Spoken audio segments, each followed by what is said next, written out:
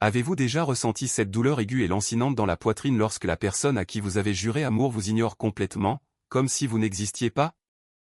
Quand vos beaux-parents vous traitent plus mal que la personne qui fait le ménage. Eh bien, laissez-moi vous raconter ce qui m'est arrivé. Un soir, lors du gala le plus prestigieux du secteur technologique à Madrid, mon mari a découvert que la ratée qu'il avait épousée, la femme à qui il avait interdit d'assister à l'événement pour ne pas l'embarrasser, était en réalité la PDG de l'entreprise lauréate. Et croyez-moi, l'expression sur son visage lorsqu'il m'a vu monter sur scène valait bien toutes les larmes que j'avais versées en silence pendant 3 longues années. Je m'appelle Isabella Navarro. J'ai 32 ans, et voici mon histoire. Tout a commencé il y a 3 ans, lorsque j'ai épousé Ricardo Mendoza. À l'époque, je venais de fonder une petite start-up technologique appelée Innovatech Solutions. Nous étions une toute petite entreprise, seulement 12 employés, mais je savais, au fond de moi, que nous avions un réel potentiel. Ricardo travaillait comme directeur des ventes dans une agence de marketing digital. Il était charismatique, ambitieux et, au début, il semblait vraiment m'aimer. Les problèmes ont commencé lorsque nous avons emménagé dans l'appartement de ses parents, dans le quartier de Salamanca. Mon beau-père, Don Fernando, était un militaire à la retraite avec des idées très traditionnelles sur le rôle de la femme. Ma belle-mère, Doña Beatriz, était femme au foyer depuis l'âge de 20 ans et pensait que c'était le seul destin respectable pour une femme digne de ce nom. Dès le premier jour, ils ont clairement fait savoir qu'ils désapprouvaient mon travail. Une femme à la tête d'une entreprise technologique. Don Fernando riait chaque fois que j'évoquais mon travail. Isabella, ce ne sont que des chimères. Les femmes ne comprennent rien aux affaires sérieuses. Tu devrais chercher quelque chose de plus convenable, peut-être enseigner les travaux manuels ou quelque chose du genre. Doña Beatriz était encore pire. Mon fils a besoin d'une vraie épouse, pas d'une femme qui passe ses journées devant un ordinateur. Regarde tes cheveux, tes ongles, tes vêtements. On dirait une clocharde. C'est comme ça que tu comptes accompagner Ricardo aux événements importants? Ricardo ne m'a jamais défendu. Pas une seule fois. Il baissait simplement la tête et murmurait, « Maman a raison, ma chérie. Tu devrais prendre davantage soin de toi. » C'est alors que j'ai pris une décision. Je cacherai ma réussite. Je travaillerai de chez moi et leur dirai que je faisais du graphisme freelance en ligne, quelque chose d'insignifiant à leurs yeux. Pendant ce temps, je continuerai à bâtir mon empire en silence. Je voulais savoir si Ricardo m'aimait pour ce que j'étais, et non pour mon argent ou ma position. Chaque matin, après le départ de Ricardo pour le travail, je m'enfermais dans notre chambre et dirigeais une entreprise en pleine expansion. Nous signions des contrats avec des gouvernements et des multinationales. En seulement 2 ans, Innovatech est passé d'une valeur de 2 millions d'euros à 50 millions. Pourtant, dans cette maison, j'étais la créatrice ratée qui peinait à couvrir ses dépenses personnelles. Le pire, c'était le traitement quotidien. Doña Beatriz me réveillait à 6 heures du matin. Debout, fainéante. Il faut bien que quelqu'un prépare le petit déjeuner de mon fils. Je me levais et préparais du café, des toasts et du jus de fruits frais. Ricardo descendait, regardait la table et fronçait les sourcils. Juste ça? Valentina, ma collègue du bureau, prépare des œufs bénédicts pour son mari tous les matins. Valentina. Ce nom revenait sans cesse. Valentina dit ceci. Valentina fait cela. Valentina a tellement de style. Elle était chargée de clientèle dans la même entreprise que Ricardo, 5 ans plus jeune que moi, toujours habillée de vêtements de marque et perchée sur des talons de 10 cm. Un jour, j'ai trouvé des messages sur le téléphone de Ricardo. Je ne les cherchais pas, je vous jure. Son téléphone a sonné alors qu'il était sous la douche, et l'écran s'est illuminé. À ce soir. J'ai tellement hâte de te voir, Valentina. Mon cœur s'est arrêté. J'ai continué à lire. Il y avait des mois de conversation, de flirt, de photos, de projets. Assise sur le lit, le téléphone tremblait entre mes mains. Quand Ricardo est sorti de la salle de bain, je l'ai confronté. Qu'est-ce que c'est que ça? Son visage est devenu rouge, non pas de honte, mais de colère. Tu fouilles dans mon téléphone? Quelle jalousie pathétique es-tu? Tu me trompes. Je ne te trompe pas. Valentina est ma collègue. On se fait confiance. Ce n'est pas ma faute si tu ne comprends pas comment fonctionnent les relations professionnelles modernes. Il s'est habillé rapidement. Et franchement, à quoi t'attendais-tu? Tu passes tes journées en pyjama, les cheveux tirés en un chignon horrible, à faire tes petits dessins sur l'ordinateur. Valentina est une professionnelle, une vraie femme. Elle sait s'habiller et se comporter. Alors c'est ma faute si tu me trompes? Je ne te trompe pas. A-t-il crié en claquant la porte et en sortant en trombe. J'ai entendu ses parents monter les escaliers. Doña Béatrice est entrée sans frapper. Qu'est-ce qui a fait tout ce bruit? Les larmes aux yeux, je leur ai tout raconté, espérant naïvement un peu de réconfort. Don Fernando a soupiré. Oh, Isabella, les hommes sont comme ça. Si tu ne remplis pas tes devoirs d'épouse, à quoi t'attendais-tu? Ricardo a besoin d'une femme dont il soit fier, pas d'une ratée qui a honte de sortir. D'ailleurs, a ajouté Doña Béatrice, tu devrais être reconnaissante que Ricardo soit encore marié avec toi. Vu ta contribution minimale à ce mariage. Tout l'argent de cette maison vient de mon fils. Tu ne fais que dépenser sans compter pour tes bêtises sur Internet. J'étais paralysé. Tout l'argent de cette maison venait de mon compte bancaire. Les 100 € par mois que je donnais à Ricardo pour les dépenses du ménage, croyant bien faire, il les utilisait pour subvenir aux besoins de ses parents. La BMW de Don Fernando, je la payais. Les vacances à Marbella l'été dernier, ma carte de crédit. Les vêtements de marque de Doña Béatrice, mon argent, et il n'en savait rien. Cette nuit-là, en pleurant seul dans ma chambre, j'ai pris ma décision. Plus de silence. Plus de dissimulation.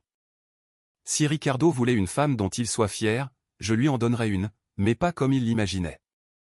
2 semaines plus tard, Ricardo est rentré à la maison, rayonnant. Incroyable nouvelle. L'entreprise a reçu des invitations VIP pour les Spanish Technology Innovation Awards. C'est l'événement de l'année, Isabella. Tous les grands PDG seront là, les investisseurs, même le ministre de l'économie. C'est bien, ai-je murmuré sans lever les yeux de mon ordinateur portable. Il s'est raclé la gorge. Le problème, c'est que je n'ai que 2 invitations, une pour moi et une pour un invité. Et Isabella, sois raisonnable. Cet événement est crucial pour ma carrière. J'ai besoin d'emmener quelqu'un qui s'intègre, qui comprend le secteur, qui s'habille correctement, qui fait bonne impression. Alors tu ne veux pas m'emmener? Ne le prenez pas personnellement. Vous savez que ce n'est pas votre environnement. Vous vous sentiriez mal à l'aise. Et honnêtement, je serais plus détendu avec quelqu'un capable de tenir des conversations intelligentes sur la technologie et les affaires. Et qui ça pourrait être? Je connaissais déjà la réponse. Valentina travaille avec des clients du secteur technologique. Elle comprend. Elle peut m'aider à nouer des contacts importants. La colère montait en moi, mais je la ravalais. Ah, je vois. Je savais que tu comprendrais. Il m'embrassa le front d'un air condescendant, comme si j'étais une enfant. D'ailleurs, réfléchis. Qu'est-ce que tu porterais? Tu n'as rien d'approprié pour un événement comme celui-ci. Comme ça, tu t'éviteras bien des ennuis. Ce soir-là, une fois tout le monde endormi, je passai quelques coups de fil. J'appelai mon assistante personnelle, Sophia, que mes beaux-parents prenaient pour une simple amie de fac, et lui donnai des instructions précises. Puis j'appelai ma directrice des opérations, Carmen. On est confirmé pour l'événement? Oui, Isabella. Innovatech est nominé pour 3 prix, Startup de l'année, Innovation en IA et PDG de l'année. Tes chances sont excellentes. Parfait. J'ai besoin que tu prennes quelques dispositions supplémentaires. Les jours suivants furent un véritable théâtre. Je faisais comme si de rien n'était. J'ai même aidé Ricardo à choisir son costume. Le gris te va mieux, ma chérie. Doña Béatrice me trouva dans le salon. J'ai entendu dire que Ricardo emmenait cette fille, Valentina, à l'événement technologique. Quel soulagement que tu aies eu la présence d'esprit de le faire. Franchement, tu aurais été un fardeau. Tu t'imagines dans tes vêtements de marcher au milieu de tous ces gens brillants? Ricardo serait mort de honte. Tu as raison, belle-mère. Ça aurait été terrible. Je suis contente que tu comprennes. Parfois, les épouses doivent faire des sacrifices pour le bien de leur mari. C'est notre devoir. Elle me tapota la tête, comme à un chien. Pourquoi ne préparerais-tu pas quelque chose de bon pour le dîner? Des cannelloni, peut-être. Mon fils les adore.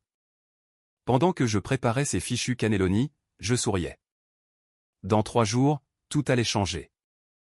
Le soir de l'événement arriva. Ricardo était impeccable dans son costume gris. Valentina vint se préparer, vêtue d'une robe rouge qui coûtait sans doute le salaire mensuel d'une personne ordinaire. Elle rit en me voyant dans la cuisine, en jean et vieux t-shirt. « Oh, Isabella, quel dommage que tu ne puisses pas venir, mais ne t'inquiète pas, je m'occuperai très bien de Ricardo. » Elle me fit un clin d'œil. En plus, ces événements sont ennuyeux. Que des discussions d'affaires que tu ne comprendrais pas. Il vaut mieux que tu restes ici, tranquille. Ricardo acquiesça. Exactement. Je te ferai livrer un bon repas pour le dîner, comme ça tu n'auras pas à cuisiner ce soir. Quelle délicatesse de votre part, mon mari, dis-je d'une voix douce comme du miel empoisonné. Don Fernando descendit lui aussi les escaliers, vêtu d'un costume. Prêt. J'y vais également. Ricardo avait réussi à le faire inscrire sur la liste des invités. Il me regarda avec un mépris manifeste. C'est dommage que tout le monde ne puisse pas assister à des événements de ce calibre, mais bon, chacun a sa place, n'est-ce pas, Isabella? Je l'ai regardé partir, la BMW que j'avais payée, conduite par mon beau-père, emmenant mon mari et sa maîtresse à un événement où j'étais, en réalité, l'invité d'honneur. L'ironie était si parfaite que j'en ris presque. J'ai attendu une demi-heure, puis j'ai appelé Sofia. J'étais prête. Ma transformation avait commencé quelques jours plus tôt. En secret, je m'étais rendu dans le meilleur salon de Madrid. Nouvelle coupe, nouvelle couleur, soins complets, manucure, pédicure. Ma styliste personnelle avait choisi une robe haute couture bleu nuit, élégante sans être ostentatoire, des talons de 12 cm, des bijoux empruntés à une maison de luxe, un collier de diamants et de saphirs d'une valeur supérieure à celle de mon ancien appartement. Quand Sofia est arrivée et m'a vu, ses yeux se sont remplis de larmes. « Boss, tu es magnifique. » « Allons-y, ai-je dit en souriant. Je ne veux pas être en retard à ma propre remise de prix. L'événement se déroulait à l'hôtel Villa Magna, un établissement 5 étoiles emblématique, le plus luxueux de Madrid. Nous sommes entrés par l'arrière, directement dans l'espace VIP réservé aux nominés. Mon équipe était déjà là, à m'attendre. Carmen m'a serré fort dans ses bras. Tout est prêt. Le ministre souhaite te rencontrer avant la cérémonie, et nous avons la confirmation. Tu as remporté les 3 prix. Parfait. J'ai ri, un rire chargé de 3 années de frustration contenue. Où est mon mari? Dans le hall principal, à une table au fond. Il est arrivé avec une femme en robe rouge et un homme plus âgé. Excellent. Laissons-les profiter encore un peu. L'ignorance est vraiment une bénédiction. Les 40 premières minutes de la cérémonie furent fastidieuses. Discours, vidéo d'entreprise, remise de prix mineurs. Je restais dans l'espace VIP, invisible pour la plupart des invités, mais je voyais Ricardo distinctement. Il chuchotait à Valentina, riait, buvait du champagne. Don Fernando était dans son élément, se vantant auprès de tous les convives de « mon fils », le brillant dirigeant. Puis mon tour arriva. Le présentateur, un homme d'affaires espagnol renommé, monta sur scène. Mesdames et messieurs, nous arrivons maintenant aux prix principaux de la soirée. Le premier est celui de l'innovation en intelligence artificielle, qui récompense l'entreprise ayant révolutionné l'utilisation de l'IA dans le secteur financier, en créant des algorithmes qui ont permis aux banques européennes d'éviter des pertes de plusieurs millions d'euros. Le prix est décerné à Innovatech Solutions. La salle explosa d'applaudissements. Assise au fond de la salle, je vis Ricardo se redresser. Innovatech, ce nom me dit quelque chose. Sur scène, Carmen accepta le prix au nom de l'entreprise. Le présentateur poursuivit, le prix suivant est celui de la start-up de l'année. Cette distinction récompense une entreprise qui, en seulement 3 ans, est passée du statut de start-up artisanale à celui de société valorisée à 50 millions d'euros, avec des bureaux dans 6 pays et des contrats avec les gouvernements espagnols, français et allemands. Une entreprise qui a révolutionné la cybersécurité et appliqué l'intelligence artificielle. Le prix est décerné à Innovatech Solutions. Ricardo avait pâli. Valentina murmurait frénétiquement. Don Fernando fronça les sourcils. Le public se leva et applaudit. Le présentateur sourit. Et maintenant, le prix le plus prestigieux de la soirée, celui de PDG de l'année. Cet honneur revient à une dirigeante visionnaire qui, à 32 ans, a bâti un empire technologique malgré les obstacles personnels et professionnels. Une femme qui a prouvé que le talent et la détermination n'ont pas de genre. Mesdames et messieurs, c'est un honneur pour moi de vous présenter la PDG de l'année, Isabela Navarro d'Innovatech Solutions. Je me suis levé. Les projecteurs m'ont braqué sur moi. J'ai commencé à marcher vers la scène tandis que la musique montait en puissance, que les applaudissements fusaient, que les caméras me suivaient, et mon attention était rivée sur une seule chose, la table où Ricardo était assis. Son verre de champagne lui a glissé des mains et s'est brisé sur le sol. Son visage s'est flétri. Sa bouche s'est ouverte, mais aucun son n'en est sorti. Valentina s'est redressée, figée entre le choc et l'horreur. Don Fernando était paralysé, son visage rougeoyant devenant d'une blancheur cadavérique. Je suis monté sur scène, la tête haute. Le présentateur m'a remis le prix, un magnifique trophée en cristal. Je me suis placé devant le micro. Merci. Ce prix représente énormément pour moi. Ma voix était assurée. Il y a des gens dans cette salle qui pensaient que j'étais un échec, qui croyaient qu'une femme ne pouvait pas diriger une entreprise prospère, qui me disaient que ma place était à la cuisine, pas dans la salle de réunion. J'ai regardé droit dans les yeux la table de Ricardo, et les caméras ont suivi mon regard. Ce prix est pour toutes les femmes qui ont été sous-estimées, humiliées ou ignorées par ceux-là même qui étaient censés les aimer et les soutenir. Merci. La salle a éclaté en applaudissements. Je suis descendu de l'estrade sans retourner à ma table. Je me suis dirigé droit vers Ricardo. Les gens s'écartaient sur mon passage, les appareils photo me suivant. Ricardo s'est levé, titubant. Isabela, quoi? Ai-je dit froidement. Bonjour, mon mari, a-t-il balbutié. Vous êtes Innovatech. C'est à vous. Oui, ai-je répondu calmement. Depuis 3 ans.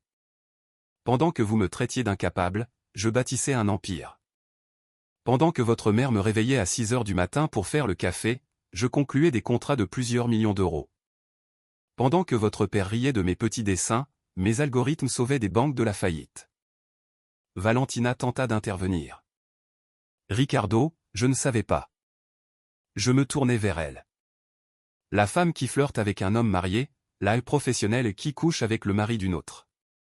J'espère que ce soir en valait la peine, car ta réputation dans ce milieu est désormais ruinée. Je me retournai vers Ricardo. Tu m'as demandé ce que j'attendais. J'attendais de la loyauté. J'attendais du respect. J'attendais que l'homme que j'ai épousé me défende quand sa famille me traitait comme une moins que rien. Au lieu de cela, tu m'as humilié, trompé et utilisé. Isabela, je t'en prie, dit-il, la voix brisée. Je ne savais pas. Si je te l'avais dit, qu'est-ce qui se serait passé? Tu m'aurais bien traité parce que j'avais de l'argent? Le fait est que tu aurais dû bien me traiter, quoi qu'il arrive. Tu aurais dû m'aimer pour ce que j'étais, pas pour ce que je possédais. Don Fernando prit enfin la parole. Isabela, il y a un malentendu. Non, Don Fernando, pas du tout. Je les regardais tous. Pendant 3 ans, vous m'avez traité comme une servante. Vous me disiez que j'étais un fardeau, une honte. Et pendant ces 3 années, j'ai payé toutes les factures de cette maison. La BMW que vous conduisez, je l'ai achetée. Les vacances à Marbella, mon argent. Les vêtements de marque de votre femme, ma carte de crédit. Votre opération du genou l'an dernier, 50 000 €, je l'ai payé. Doña Béatrice se mit à pleurer. Ce n'est pas possible. Oh que si, répondis-je calmement. Et tout est vérifiable. J'ai les reçus. Et puisqu'on est honnête, je dois aussi préciser que l'appartement où vous vivez, la maison familiale que vous prétendez que votre père vous a léguée, je l'ai acheté il y a 2 ans, juste avant qu'il ne soit saisi. Il est à mon nom. Un silence pesant s'abattit sur notre coin du couloir. Les regards se tournèrent vers nous. Des caméras enregistraient tout. Demain, ce serait la une des journaux. Ricardo tomba à genoux. Isabela, je t'en prie, je suis vraiment désolé. Si tu avais su, tu m'aurais traité comme une poule aux œufs d'or, dis-je doucement. Non, Ricardo. Tu as eu l'occasion de bien me traiter quand tu pensais que je n'avais rien. C'était le test, et tu l'as lamentablement raté. Qu'est-ce que tu vas faire? Murmura-t-il. C'est déjà fait, répondis-je. Mes avocats t'ont envoyé les papiers du divorce cet après-midi. Tu devrais les avoir dans ta boîte mail. Tu as 30 jours pour quitter l'appartement. Je trouverai quelque chose de plus petit pour tes parents, un logement convenable pour deux. Et avant que tu ne poses la question, non, tu ne peux pas rester avec moi. Cette option est morte dès l'instant où tu as amené ta maîtresse à l'événement où j'étais l'invité d'honneur. Tu ne peux pas faire ça, rétorqua don Fernando avec colère. Cet appartement appartient à ma famille. Non, monsieur, dis-je. Il m'appartient. J'ai les titres de propriété. Et après 3 ans de violence psychologique et verbale, aucun juge en Espagne ne statuera en ta faveur. Je me retournai pour partir, mais Ricardo me retint par le bras. Isabella, s'il te plaît, donne-moi une autre chance. J'irai en thérapie, je ferai n'importe quoi. Je t'aime. Je me dégageai. Non, Ricardo. Tu ne m'aimes pas. Tu aimes mon argent. Tu aimes ce que je peux faire pour toi. Tu ne m'as jamais aimé. Et j'ai déjà perdu 3 ans de ma vie à l'apprendre. Je ne perdrai pas un jour de plus. Je me suis dirigé vers la sortie. Sofia m'attendait avec mon manteau. Derrière moi, j'ai entendu Ricardo sangloter. J'ai entendu Valentina bafouiller des excuses à ses convives. J'ai entendu Doña Béatrice demander hystériquement à son mari ce qu'ils allaient faire maintenant. Je ne me suis pas retourné, car pour la première fois en 3 ans, j'étais libre. Dans la voiture, Sofia m'a demandé comment je me sentais. J'ai regardé le trophée que je tenais entre mes mains, celui de PDG de l'année, j'ai pensé au visage de Ricardo, à l'humiliation qu'il avait ressentie, et j'ai souri. Je me sens forte. Pour la première fois depuis des années, je me sens pleinement forte. Le lendemain, l'histoire faisait la une. La PDG de l'année confronte son mari infidèle lors d'une cérémonie de remise de prix. Les vidéos sont devenues virales. Mon entreprise a reçu des centaines de candidatures de femmes souhaitant travailler chez nous. Mes réseaux sociaux ont été inondés de messages de soutien. Ricardo a tenté de me contacter 12 fois ce jour-là. J'ai bloqué son numéro. Ses parents ont envoyé des lettres me suppliant de lui donner une autre chance. Je les ai ignorées. Valentina a été licenciée. Apparemment, une vidéo où on la voyait flirter avec un homme marié lors d'un événement d'entreprise n'a pas été du goût des ressources humaines. 3 mois plus tard, le divorce a été prononcé. Ricardo ne s'y est pas opposé. Il n'avait aucun motif valable. Mes avocats étaient les meilleurs de Madrid, et les preuves de son infidélité étaient irréfutables. Je lui ai accordé une petite compensation, plus qu'il ne le méritait vraiment, 500 000 €, de quoi recommencer à zéro, mais pas assez pour maintenir son train de vie. Pour ses parents, j'ai acheté un modeste appartement en périphérie de Madrid, 70 mètres carrés, 2 chambres, rien à voir avec leur appartement de 200 mètres carrés à Salamanque, mais honnêtement, bien plus qu'il ne le méritait. Je me suis offert un penthouse sur le Paseo de la Castellana, 300 mètres carrés avec vue panoramique sur la ville. J'ai engagé un décorateur d'intérieur qui l'a transformé en un espace à mon image, une femme accomplie et influente, indépendante de toute validation. 1 an plus tard, Innovatech était valorisé à 120 millions d'euros. Nous avons ouvert des bureaux à New York et à Tokyo. J'ai été invité à prendre la parole lors de conférences internationales.